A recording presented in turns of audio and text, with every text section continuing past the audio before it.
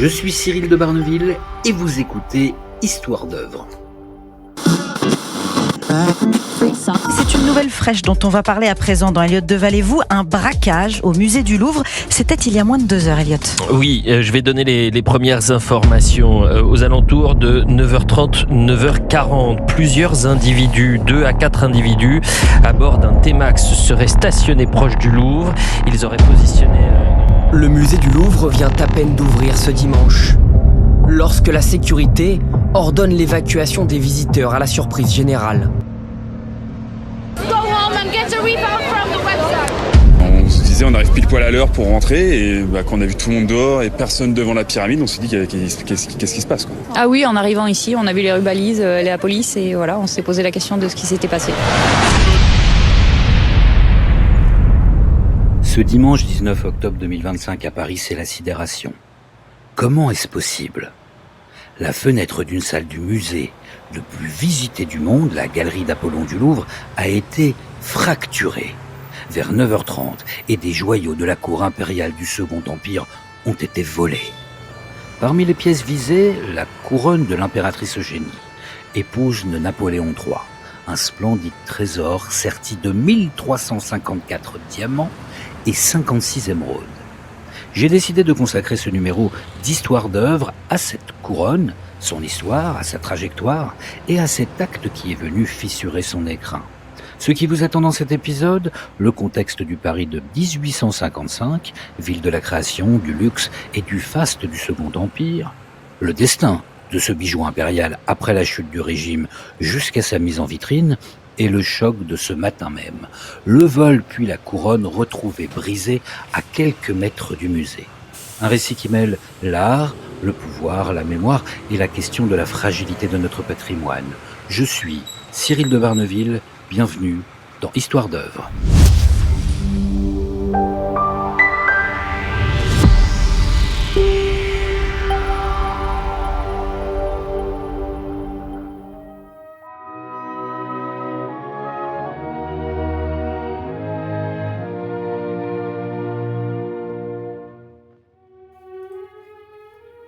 Année 1850. Paris bouge, se transforme, s'élargit, s'embellit.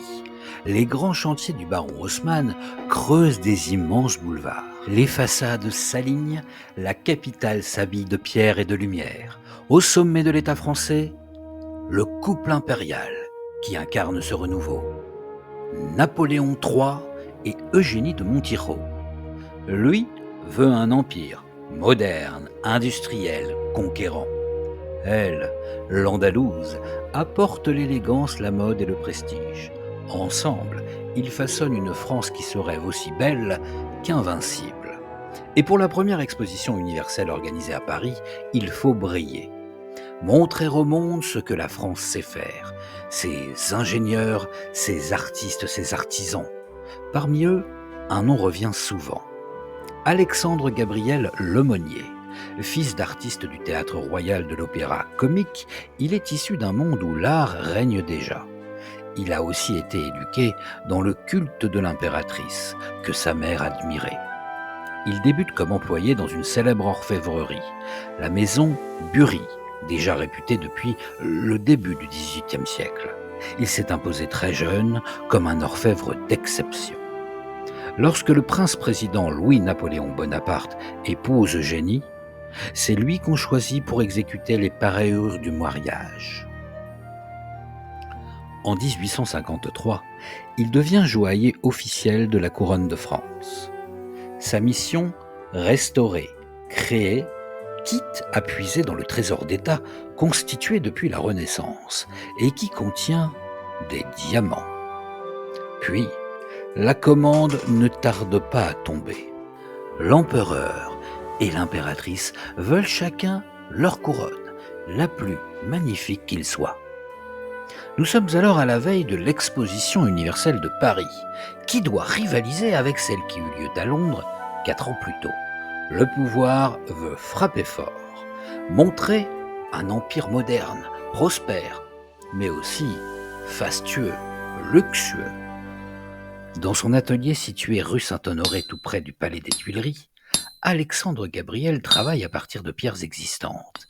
Certaines proviennent de la couronne de Charles X et d'autres des collections royales. La tâche est immense, démonter les anciens sertis, choisir les gemmes et concevoir un dessin qui conjugue tradition et modernité.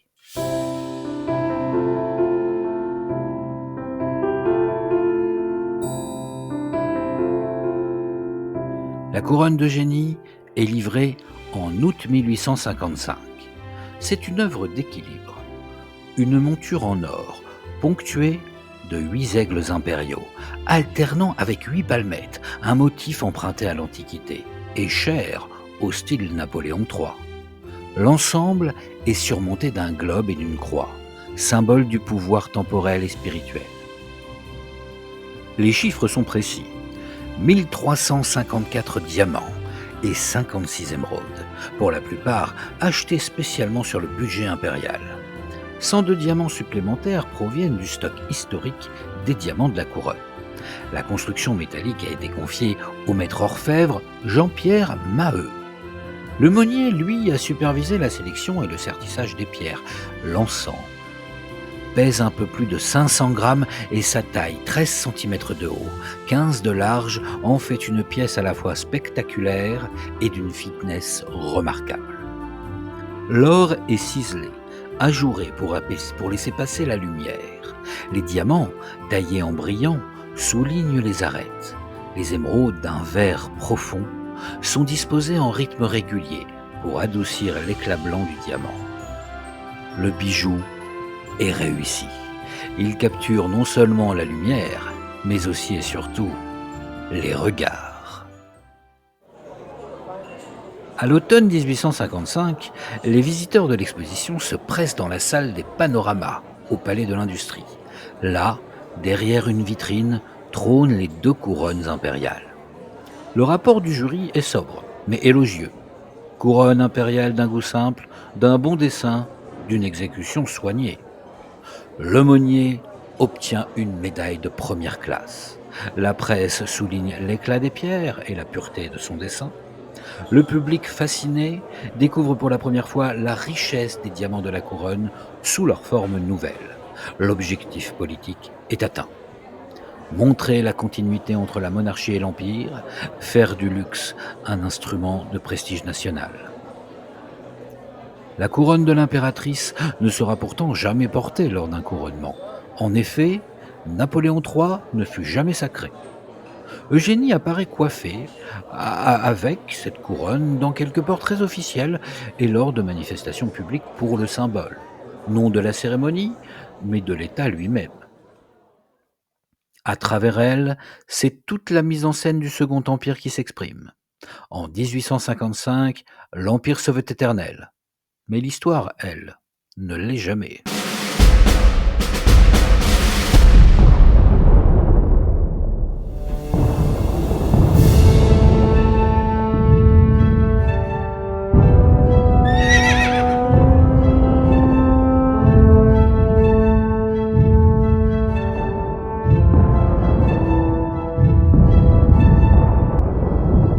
Été 1870.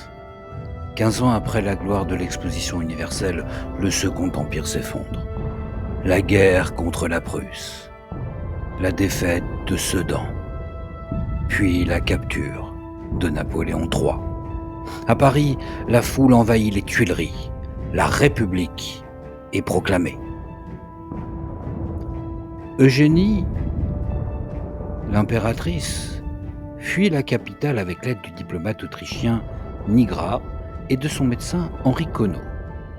Elle embarque en secret pour l'Angleterre et s'installe à Camden Place, dans le Kent. Là, commence pour elle un long exil de plus de 40 ans. Et pour sa couronne, l'un des symboles du régime déchu, une autre histoire va s'écrire. Lorsque le régime tombe, les joyaux de la couronne, ces pièces appartenant à l'État français depuis des siècles, sont placés sous scellés. Ils sont inventoriés, stockés et transférés dans les réserves du musée du Louvre, qui devient, sous la Troisième République, leur dépositaire officiel. Parmi eux se trouve la couronne. Elle échappe au pillage de la commune et reste conservée intacte dans les coffres du musée. Eugénie, elle, vit désormais loin de Paris. À Camden, elle pleure la mort de son mari Napoléon III en 1873, puis celle de leur fils unique, le prince impérial tué en Afrique du Sud en 1879. Dans une lettre conservée à la Fondation Napoléon, elle écrit « Je n'ai plus rien à espérer, si ce n'est de voir nos souvenirs respectés. » En France, l'État se pose une question. Que faire de ces trésors qui incarnent la monarchie et l'Empire ? En 1887, la Troisième République décide de tourner la page. Le gouvernement Ferry ordonne la vente des joyaux de la couronne. Plus de 77 000 pierres précieuses sont mises aux enchères à l'hôtel Drouot à Paris. L'objectif, effacer les symboles de la royauté de l'Empire et transformer ces bijoux en argent sonnant pour le trésor public. Les catalogues de vente en témoignent, les diadèmes, colliers, parures des reines s'éparpillent dans le monde entier. Mais certaines pièces échappent à la dispersion.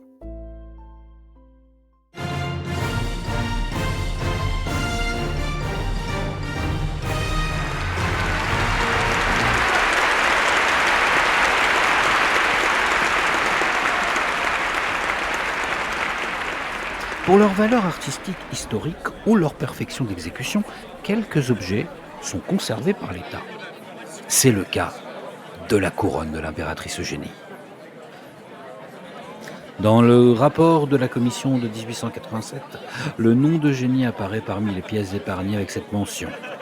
Objet de haute qualité artistique, représentatif du goût français sous le Second Empire. La couronne est ainsi reclassée. Elle n'est plus un insigne du pouvoir, mais elle devient un objet d'art national. Elle passe officiellement dans les collections permanentes du musée du Louvre. À ce moment-là, elle change de statut, de symbole impérial, elle devient témoignage historique, un passage décisif du pouvoir à la mémoire. Pendant presque un siècle, la couronne reste en réserve. Elle n'est exposée que ponctuellement à l'occasion de rétrospectives sur le Second Empire. En 1946, elle figure dans l'exposition « L'art sous Napoléon III » au musée de l'Orangerie. Dans les années 80, un mécène américain d'origine cubaine, Roberto Polo, acquiert cette couronne et en fait don au Louvre, ainsi que plusieurs pièces majeures. Ce don, enregistré en 1988, confirme l'intégration de l'objet dans les collections du département des objets d'art du musée. Depuis lors, elle est exposée dans la galerie d'Apollon, cette salle emblématique du Louvre, restaurée pour accueillir les régalias français.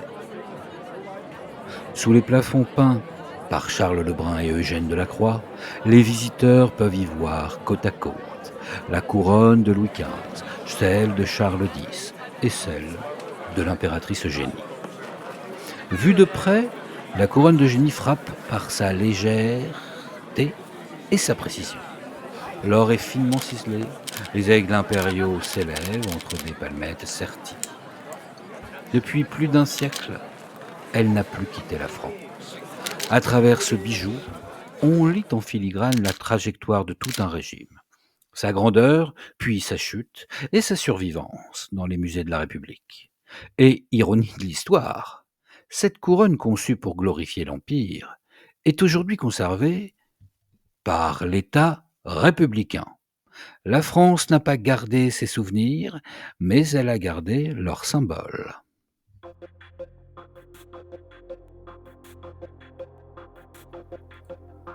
Dimanche 19 octobre, 9h30, Paris, musée du Louvre.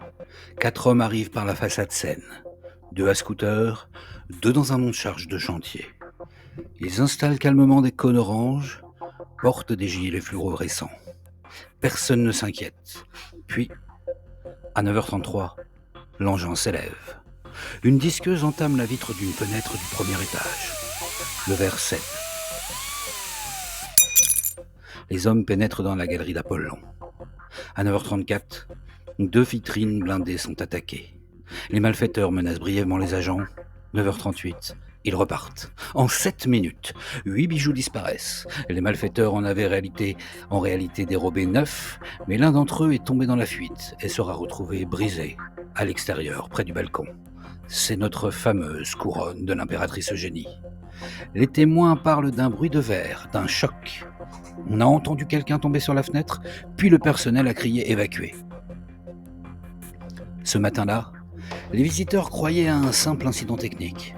Ils ignoraient qu'ils venaient d'assister à l'un des cambriolages les plus audacieux de l'histoire récente du musée, mais aussi un des cambriolages les plus brutaux. Quelques minutes plus tard, les agents sécurisent le périmètre. Sur le parvis, le monte-charge abandonné, les cônes et une disqueuse encore sur place. À l'intérieur, le verre, la poussière et le vide dans les vitrines. Les enquêteurs de la police scientifique prélèvent des empreintes sur les rebords de fenêtres. Les premières analyses confirment une préparation minutieuse. Les auteurs connaissaient l'agencement du musée, les angles morts des caméras et les horaires du personnel. La procureure de Paris, Laure Bécuot, évoque un commando organisé. Les images de vidéosurveillance sont saisies. La BRB, Brigade de répression du banditisme, est chargée de l'enquête. Comment est-ce possible ?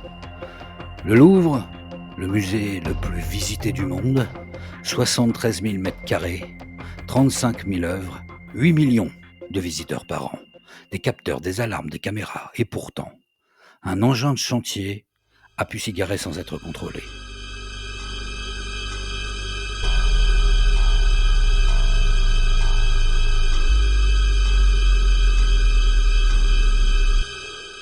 Le ministère de la Culture parle d'un acte préparé, d'une attaque contre le patrimoine national. Une caméra de surveillance surplombait la vitre fracturée. Une alarme s'est-elle déclenchée ou non ?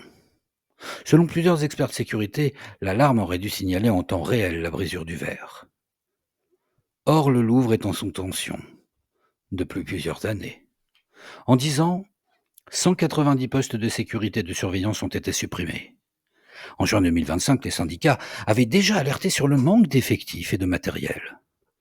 La direction du musée menait alors un audit de sécurité, dont les conclusions étaient attendues pour décembre. Trop tard. Les objets volés font partie de la collection des joyaux de la couronne française, conservés depuis 1887 au Louvre. Des pièces emblématiques du Premier Empire et du Second Empire. Voici la liste officielle des bijoux dérobés. Le collier en émeraude et les boucles d'oreilles de l'impératrice Marie-Louise, épouse de Napoléon Ier. Le collier en saphir, les boucles d'oreilles et le diadème de la reine Marie-Amélie, puis de la reine Hortense.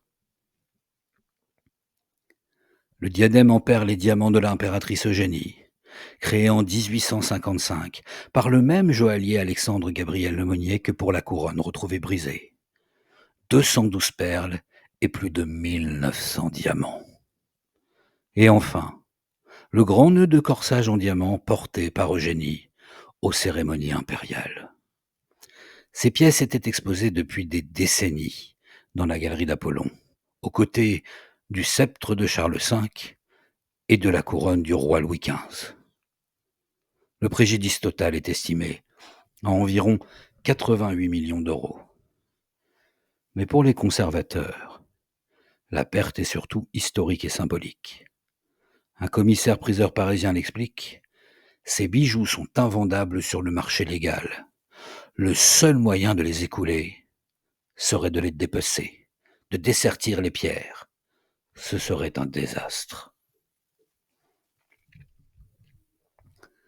L'enquête s'oriente vers un réseau structuré. Les voleurs ont agi avec sang-froid, sans violence inutile. Le parquet évoque des donneurs d'ordre et des exécutants, peut-être, probablement renseignés sur les horaires du musée et les itinéraires de sécurité. Le président Emmanuel Macron a dénoncé une attaque contre notre patrimoine et demandé une accélération des mesures de sécurisation des musées nationaux. La directrice du Louvre, Laurence Descartes, a été entendue par la commission d'enquête de la culture du Sénat. Les syndicats, eux, parlent d'un drame prévisible. Dans les jours qui ont suivi, le musée a rouvert partiellement, mais sous haute surveillance. Mais l'émotion reste. En 7 minutes, le Louvre, bastion de la culture mondiale, a montré sa vulnérabilité. Et notre couronne de l'impératrice Eugénie, elle, raconte à nouveau la fragilité du pouvoir et du temps. Elle symbolisait l'éclat et la modernité. Aujourd'hui, elle symbolise surtout la fragilité du patrimoine. Ce n'est pas qu'un vol, c'est une blessure. Une blessure faite à l'histoire, à la mémoire et à l'idée même de ce que nous devons protéger. Je suis Cyril de Barneville, vous écoutiez Histoire d'œuvre.